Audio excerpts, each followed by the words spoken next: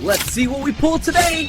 Oh, limited hit. Welcome to Shake Jason, your home for epic card hunts. Let's rip.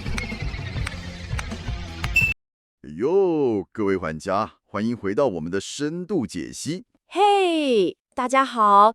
上次我们聊完棒球跟篮球团猜，回响超热烈的，看来大家都很懂玩。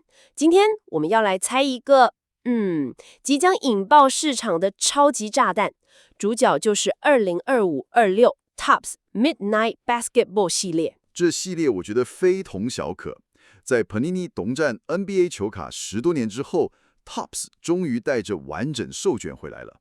所以这套 Midnight Basketball 不只是一套型卡，它更像一个宣誓。没错，一个时代的宣告。他们把所有最好的设计、最顶级的球员都压在这里，可以说是 Topps 王朝复辟、制霸 NBA 的第一枪，就是插在山顶上的那只旗帜，对不对？就是这个意思。所以，我们今天拿到的这一份内部情报，就是要带你逐页解锁这组财富密码。我们会从头开始聊聊为什么这次的卡跟以前完全不同，要怎么用最公平的方式入手，还有最重要的，最重要的部分。在分队团猜里，哪些球队是天选之队，哪些又是我们该避开的高危险区？准备好了吗？我们就从第一页，也是最关键的一页开始看吧。这个视觉对比可以说总结了过去与未来。真的，这个对比太残酷了。左边是去年的2023-24 Topps Midnight， 右边是这次的2025-26版本。你看左边这张 Luka Doncic 球衣上的队徽直接被劈掉，整个超尴尬。没错，根本像在玩看图猜队伍。收藏价值当然你懂的，这就是授权的魔力。右边这张，我们看到完整的 Dallas Mavericks 队徽、官方球衣，这才是一件完整的艺术品。这个差异决定了2件最重要的事。第一，这是元年授权版 Inaugural Licensed Edition， 它自带历史光环。几十年后人们回头看，这就是 Topps 重返 NBA 的起点，它的历史价值是内建的。我懂了，就像是某个超级英雄电影宇宙的第一部作品，地位完全不同。完全正确。第二，这代表名正言顺，卡片的故事性和完整性都回来了。球员不再是漂浮在空中的个体，而是代表着他的城市、他的球队。对，这对长期价值有着巨大的支撑，也让收藏这件事变得更有意义。你收藏的不只是一个球员，而是一个时代的切片。好，那既然历史地位这么高，玩法肯定也很刺激哦。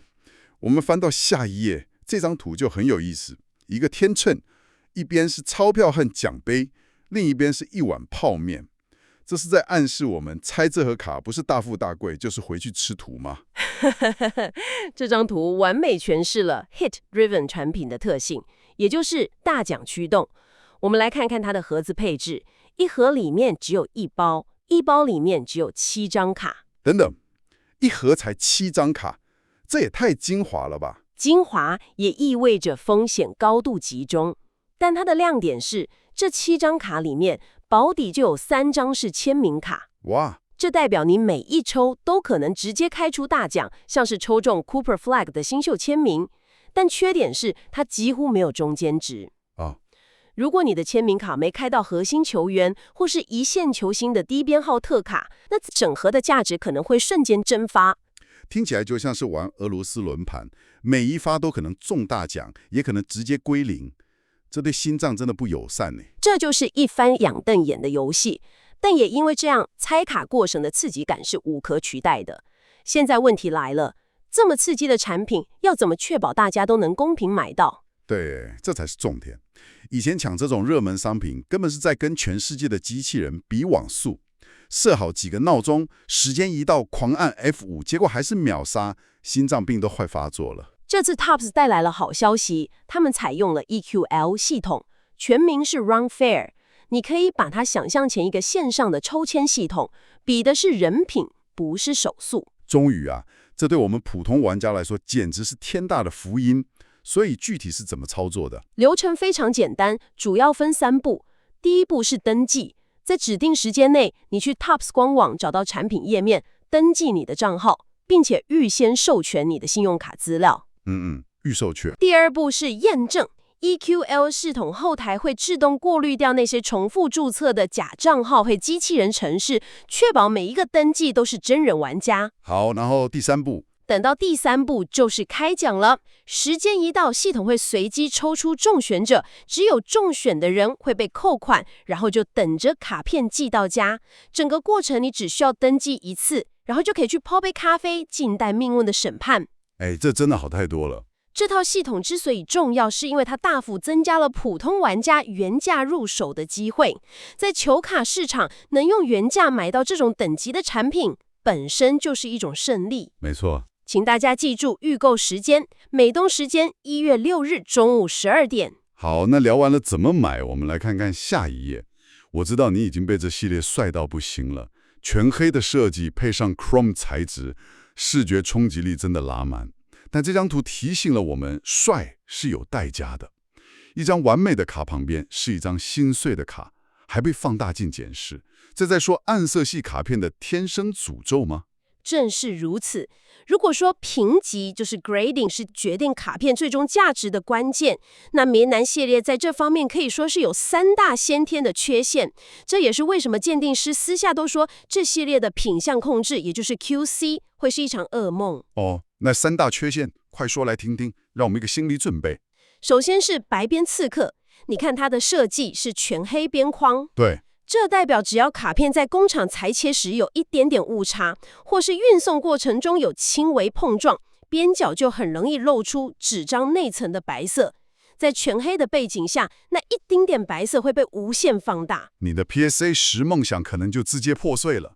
就是这样。这个我很有感，我上次收了一张黑边的 Prism 卡，肉眼看明明是完美的，结果送评回来只有9分，鉴定报告就说边角有白点，真的会很欧。没错，就是这种情况。第二个是刮痕诡异，它的卡面是 Chrome 材质，表面非常光滑。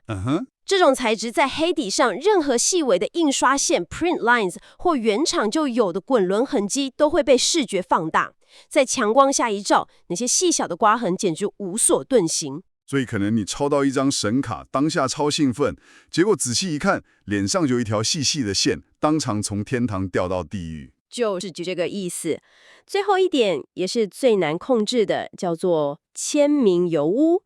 球员是在光滑的卡面上直接签名，这很容易出现墨水问题。对耶。例如，球员手掌不小心抹到还没干的墨水，或是签名笔出水不顺，导致签名断断续续。一张完美的 Cooper Flag 新秀签名，可能就因为一个手滑，价值大打折扣。哇，听起来要拿到一张完美的神卡，除了运气，还得带放大镜检查耶。没错。但 Topps 难道不知道这件事吗？他们的高端产线品管没有比较好吗？还是说这种瑕疵率也是一种人为的稀有度操作？这是个好问题。理论上，高端产线的品管会更严格，但物理限制就是如此。反过来说，也因为 PSA 10的难度极高，一旦出现，它的价值可能会是9分的3到5倍，甚至更高。哇，这也让追求完美的过程变得更加刺激。好吧，既然我们无法控制卡片的品相，但总能控制我们要买哪一对吧？如果我们把眼光放远，专注在猜卡策略上，风险是不是就能控制一些？这就是关键了。下一页的这张图，30支球队队徽围绕着一个问号，完美点出了这个系列的核心玩法：参加分队拆卡，也就是 Groove Breaks。对，简单说，就是大家集资买整箱或一整盒，然后每个人认领一支球队，猜到谁的卡就归谁，用小钱去赌大奖。这就是最好玩的地方了。但30支队伍到底该怎么选？选择的逻辑很清晰，主要看3个维度。第一，也是最重要的，新秀潜力。队上握有的选秀签有没有像 Cooper Flag 这种等级的顶级天赋？市场普遍认为他是继 LeBron James 以来，在攻防两端最具统治潜力的高中生。哇，他的第一张授权卡就是这个系列的圣杯。所以有没有 Cooper Flag 就是天堂与地狱的差别。没错。第二是巨星环环，队上有没有像 LeBron James、Stephen Curry 这种能撑起一片天的 GOAT？ 他们的签名卡或是像 SSP， 也就是超级短印量 Super Sharp Print 的特卡，本身就价值连城。OK， 第3个维度是乐透签数量。如果没有顶级新秀或超级巨星，那球队是否握有多张首轮签，可以用人海战术去拼几率？了解了，新秀、巨星、签海。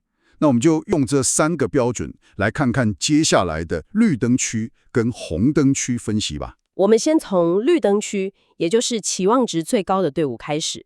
这里面有可以分成几个档次。第一档肯定是神级的吧？没错，第一档就是 Dallas Mavericks， 原因只有一个 Cooper Cooper Flag。Flag， 他们握有状元签，能选到他。它是这个产品的核心引擎，拥有 Mavericks 就等于拥有了最大的中奖机会。简单粗暴，我喜欢。那紧追在后的是谁？第二档你很有趣，是 San Antonio Spurs。哦，马刺。他们不只有 Victor Wembanyama 的真首发授权签名卡，也就是他第1年穿上正式球衣的签名卡，还外加2个高顺位首轮签，第2顺位跟第14顺位。哇，双保险呢！这是双重保障，等于买了2张不同奖项的乐透彩券。一张保底超级巨星，2张高几率刮出新秀大奖，这组合太梦幻了。那如果有些队伍没有这么顶级的天赋呢？那就要看第3档，我们称之为人海战术组，代表队伍是 Brooklyn Nets 和 New Orleans Pelicans。篮网跟芜湖。Nets 手上竟然有4个首轮签，4个。虽然顺位不算最顶尖，但8、19、26、27完全是用数量在拼中奖率。Pelicans 也是类似的逻辑，有3个首轮签，7、13、23。虽然单张中奖率不高，但买了4张彩券总比只买1张的机会大，这策略很实在。最后一档就是传奇光环组，代表是 Golden State Warriors 和 Los Angeles Lakers。勇士跟湖人。Warriors 有 Stephen Curry 的 SSP 特卡 Night Owls 当主秀，我看过预览图了，设计非常帅，绝对是人气保证。